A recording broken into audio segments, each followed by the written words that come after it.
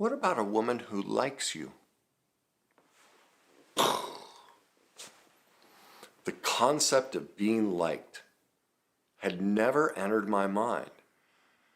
And it really created this huge shift and made me re-examine being liked versus being loved. God, nearly 20 years ago, when I was working with my counselor, and we started talking about, dating again and what kind of woman I was attracted to, what kind of woman I wanted. And so he gave me a homework assignment. I want you to come back and, give me an idea, because in my childhood, I was never allowed to decide. That was part of my problem. That's why I ended up with my first wife. I actually didn't know I could choose who I could be with. So it was something I had to learn, that I actually have a choice in who I date or marry.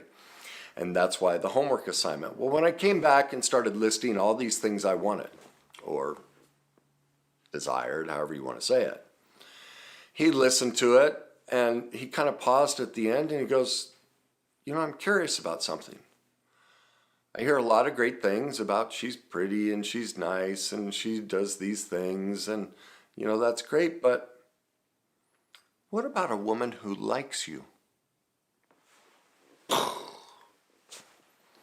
The concept of being liked had never entered my mind. And it really created this huge shift and made me re-examine being liked versus being loved. And I created this for you because this explains kind of the thoughts that were born out of it. Now, if you think about love and what we've all been taught, these would be the things on the list of, I need someone who's loving, kind, caring, compassionate. What else do I have here? Smart, athletic, adventurous, powerful, wealthy, possessions would matter, eyes, hair, and body. But we'd also want to make sure that they're not lazy or boring or annoying. Maybe we don't want someone who's been divorced or has an addiction or insecure. Their status, can't have bad status or a poor career, or maybe they're too old or too young, or they have kids. Oh my God, their politics, religion, and hobbies. See, this half is the perfection, right? This is the imperfection. And so what I noticed is that when we pursue love, it gets split. That we're all about the perfection and all about shaming or denying the imperfection. And so love now has this meaning that I'll love you in spite of how horrible you are. I'll just put up with you. And love also has to mostly reside up here. It has to have this magical feeling. And third, it's held to this standard of perfection. If you really loved me, you'd never do or be any of these things. You're only this, right? There's this really perfectionist attitude around love. And, for me to love you, you need to be mostly these. You need to be something perfect and really great. You have to, like I see that on posts all the time. You got to earn me. No man, no woman's going to get near me unless they earn me. And it's this very falsely empowered one-up. The concept is, I think they're trying to communicate, I value myself, but it's really an insecurity and a power dynamic of you're less than me until you prove it to me, right? And that leads me to number 5. What happens then is our imperfections are hidden.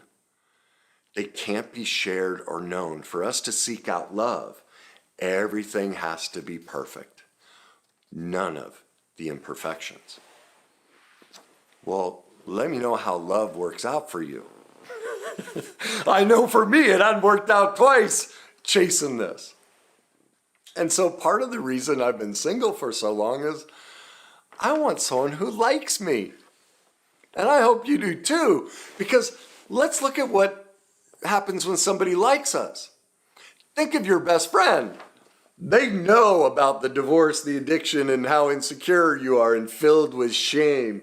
They know your poor status, your poor career, and that you're saggy and old or too young and immature, and that you have kids from one or two different marriages or relationships. They know about your terrible politics and religion and all your stupid little hobbies. And they've seen you when you've been lazy and boring and annoying. And you know what? They like you. They just like you. Isn't that amazing? That's what our friends do. Our friends accept our perfect imperfections.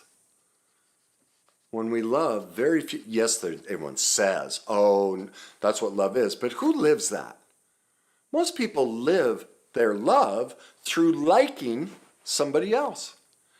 They give them this grace. They give them this understanding. They just like them. And so they don't put so much weight and perfection.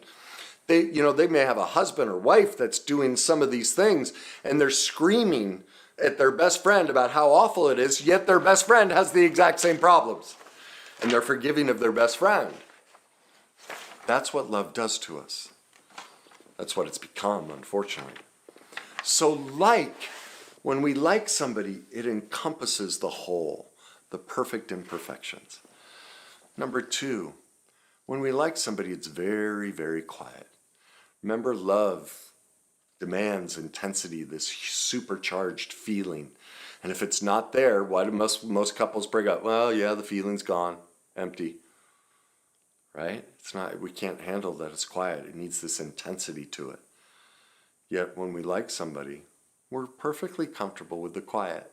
It's actually what we enjoy about them. We can be quiet with them and still enjoy their presence. Right? It doesn't require any performance or perfection. Number 3, it's accepting. It's forgiving. It doesn't have demands. We give so much more grace to those people that we like than to those that we love. Much less demands. And finally, when someone likes us, what do? They accept our perfect imperfections. Well, can you see why I want to be liked much more than loved? It's a much safer, more complete, honest, vulnerable, transparent, dynamic than to be loved. So think it over. Let me know what your thoughts are. Maybe you completely disagree. Like I said, I know we're all taught that that's what love is. I've just, in my experience, at least it's my experience, doesn't mean it's right. I haven't seen love act like. And so leave me your comments. Let me know what your experience has been. If you know somebody that's caught between like and love, share it with them. Maybe this will help them. And finally, as I always say, just enjoy the journey, whichever side you believe, the like or love. Enjoy where you are. Like yourself for where you are in your journey.